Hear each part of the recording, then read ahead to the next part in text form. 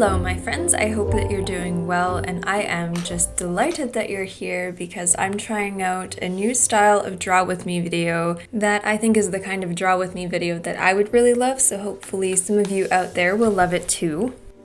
This video was designed with the purpose in mind of you being able to literally draw with me as easily as possible. I'm going to be putting my reference photos on the screen in real time as I draw them so you can draw them too. Today I'm going to be just working in my sketchbook with mostly just a 6B pencil and an eraser, but you can of course use whatever medium is speaking to you today. And of course, even if you're not in the mood to draw, it will also just be cozy and atmospheric if you want to stay and hang out. So here is our first prompt. It's a couple of mugs of steaming hot coffee or tea with a gorgeous mountain in the background, and I don't know if it's just the Canadian Rocky Mountain loving girl in me that sees this as so comforting, but it just makes me want to drive to the mountains and find a cabin to stay in for the weekend.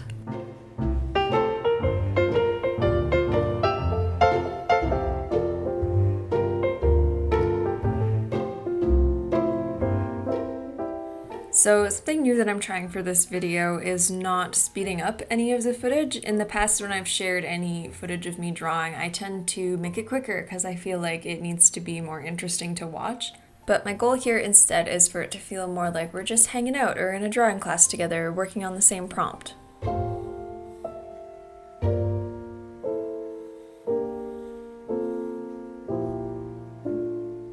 I used to really like to just draw mugs more realistically, like with it like curving out at the bottom, like it really looks when you look at a mug head on, but lately I've really gravitated towards the style that I see a lot of artists do where it's like rounded on the top, like you're looking down at the top of the mug, but then the bottom is just a straight line like I've done here. I just think it gives it such a cute, stylized, cozy feel.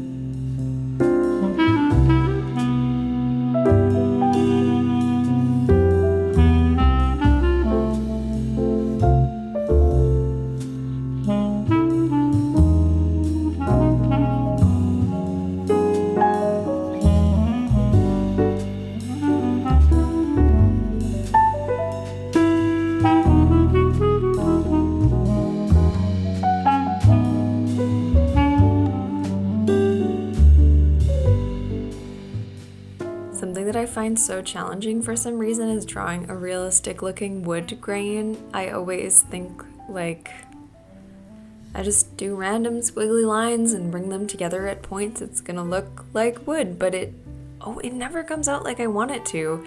I don't know what the secret is, so if you can draw real good wood, hit me up in the comments and tell me your secrets.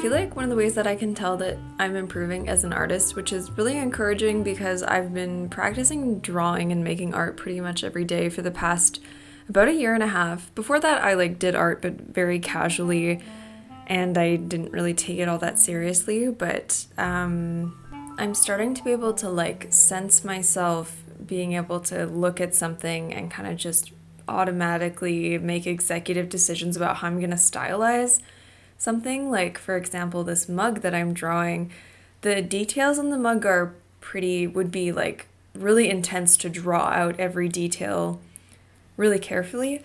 But I pretty quickly just kind of looked at it and was like, okay, here's how I'm gonna represent that in a simpler way. And I think I still was able to kind of capture the essence of the mug even without getting every tiny detail, if that makes sense.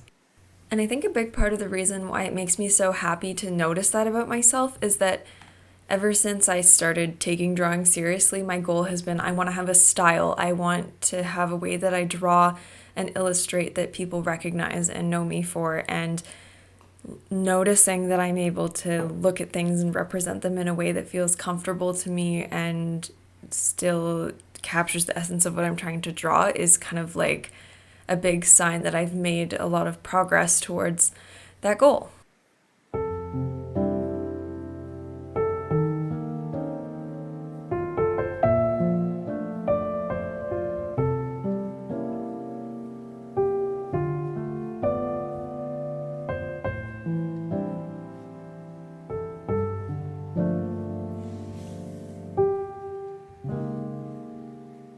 I'm pretty pleased with how these little mugs turned out. I'm thinking I might even use this as inspiration for a full illustration at some point. So here's our next reference photo. I found this comfy looking chair on rawpixel. Although now that I think about it, I feel like this would be one of those chairs that you look at it and think it's going to be super comfy, and then you sit on it and it's actually rock hard. Maybe that's why I unconsciously decided to add a cushion onto mine, because I felt like whoever's sitting there would probably also want a soft pillow. This chair was probably the biggest challenge for me out of everything that I picked to draw for this video. Just something about the proportions and angles and stuff that is required to draw furniture that looks like somewhat realistic is really hard for me, but I'm glad that I kind of pushed myself outside of my comfort zone, because that's my goal. That's part of the reason why I'm making these videos, is to get outside my comfort zone a little bit and draw things that I don't normally choose to draw.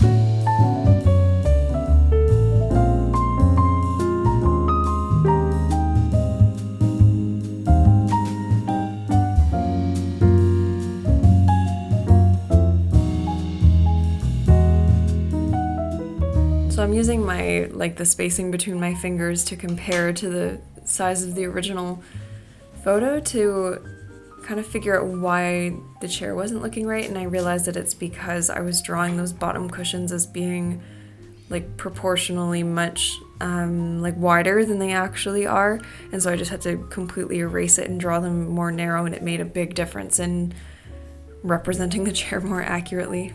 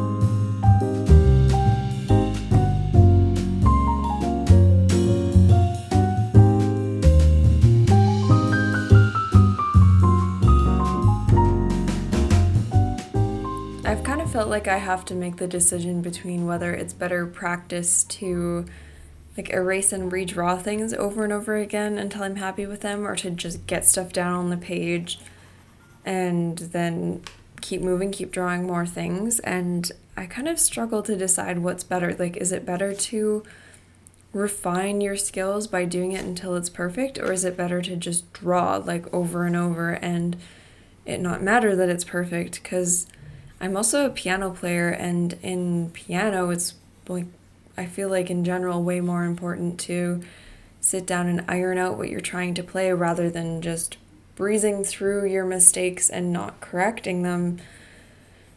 But I've heard lots of really talented artists talk about the value in like doing sketches in pen and drawing, just making quick sketches and moving on rather than refining everything. So I don't know, I'm kind of on the fence, and I'd love to hear your thoughts if you have an opinion.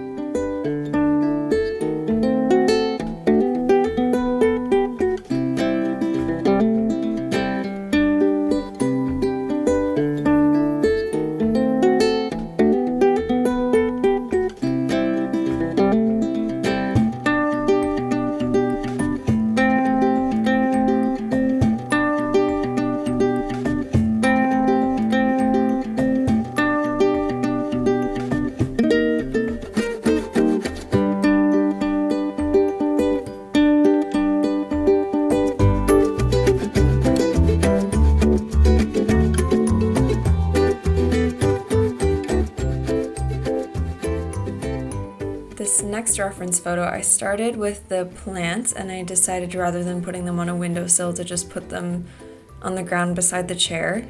In this photo, I used not only the two of the plants, but also the star light. I love that like lamp. I wish I had one of those, and I want to know where to get one.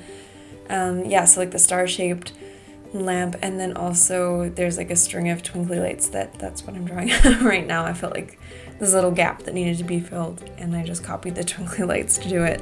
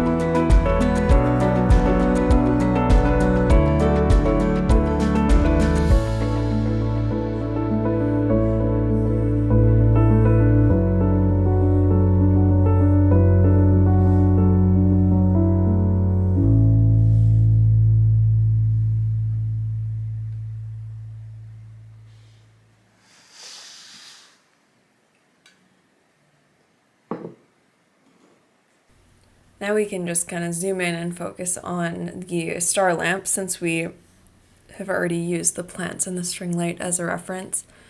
These kind of lamps remind me of the botanical garden near where I live hosts this event every year called Luminaria, and they light up different paths through the garden with different types of lights. There's one area that they do in with like candles and paper bags, and the whole pathway is lit up, and it's just so beautiful. But there's another pathway where it's all lit up by star-shaped lanterns, just like this. I think that this one is probably, it looks like it's made out of something like plastic or metal or something like that, and it's more of a permanent fixture. And I think the ones at Luminaria are made out of paper, but I don't know for certain. They could be exactly the same kind of thing, but either way, I want a couple of these starlights to hang in my bedroom because they make me happy.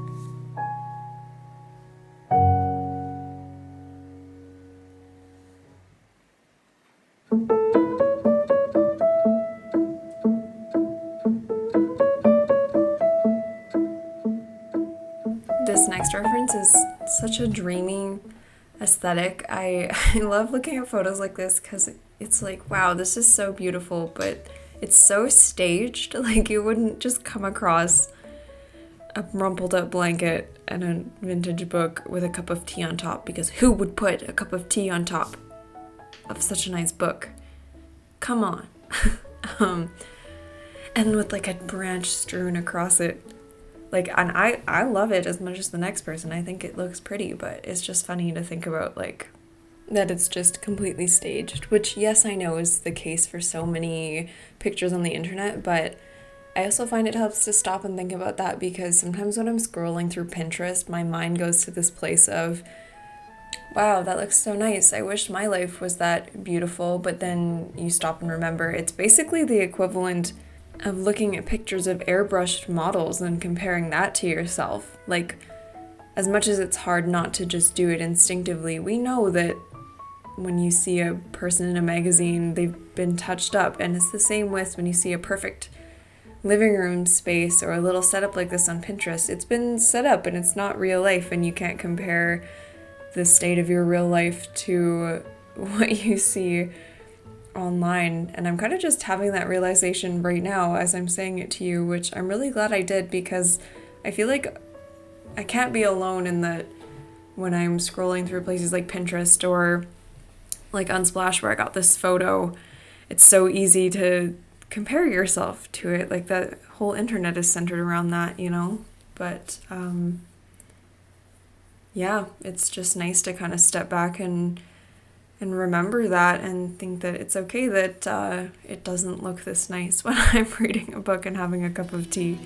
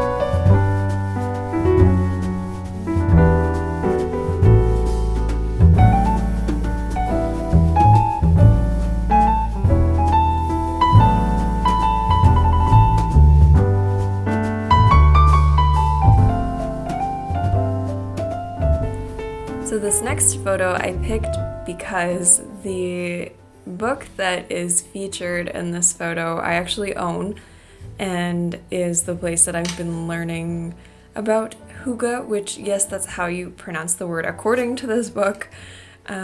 Yes, every time I read it before I started reading this book, I thought that it was pronounced Hygge, which seems so logical, but now that I know how it's actually pronounced, it feels a little silly. But yeah, I feel like I must have been Danish in a past life, because as I'm reading this and it's describing, like, these are all the aspects of Hygge and like what it means and how we practice it, my brain is like, this is the thing that I love, that I have a hard time explaining to people. And the words I use are usually like cozy, or I like it to be dark and warm lighting, and I love candles and I love warm drinks, and like now I just have a word to be like, Hygge. This is what I love. This is how I feel. So in addition to it being kind of a perfect choice for the page all about Hygge, having the book about Hygge, I liked picking books for drawing practice, because having books at different angles like this I find really helps me practice being able to represent three-dimensional objects in a proportional way. Because to get them to sit right, you have to have just the right angles and the right distance between your lines and all that. So in this one too, there was a good opportunity to line up the two books on top of each other and put the shading in the right place. So I thought it was a perfect practice reference photo.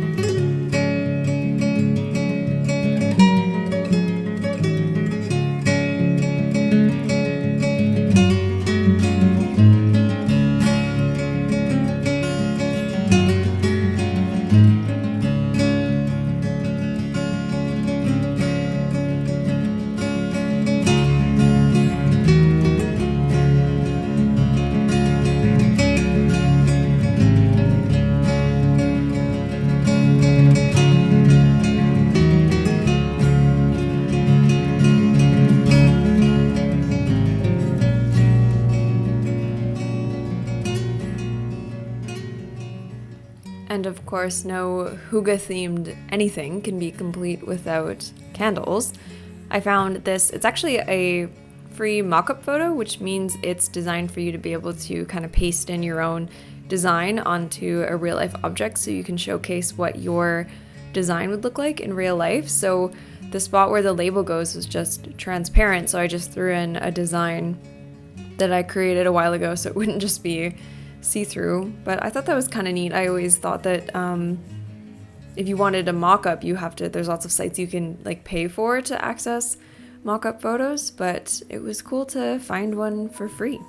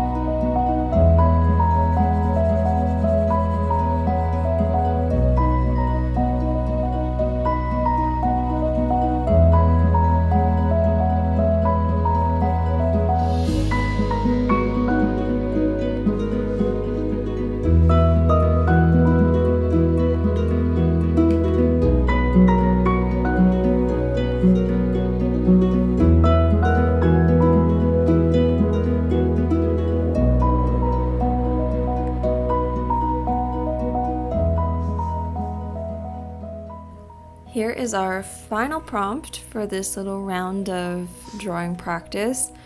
I would love to own this sweater. I'm mostly focusing on just drawing the one in the front because I love the little kind of like frilly details on it. But you could totally draw like all 4 or whatever 5 of these sweaters in a row if that's what you were feeling. That would probably be good like practice of doing the shadows between to make them look like they're layered on top of each other. But I mostly just picked to do the single sweater because it kind of fit in the corner that I was trying to fill.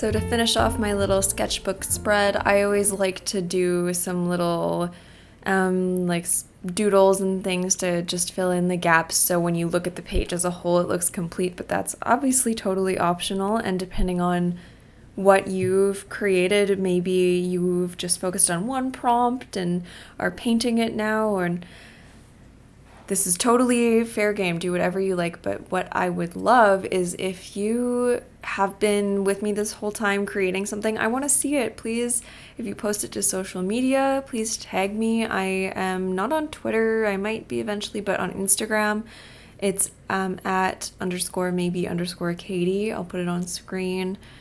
Yeah, my dream with these videos, if I turn it into a little series, which is my plan, is to create a little community of people that meet here every week and draw together and share our work and even give each other feedback and help each other grow as artists, because that has been really fulfilling for me, and if I can facilitate that for other people, that would make my heart so happy.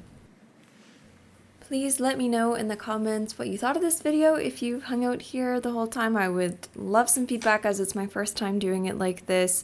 Also, if you liked it and you want me to do another one, let me know what theme I should do for the next one, because I've been thinking about that. So take care, love you all, see you soon.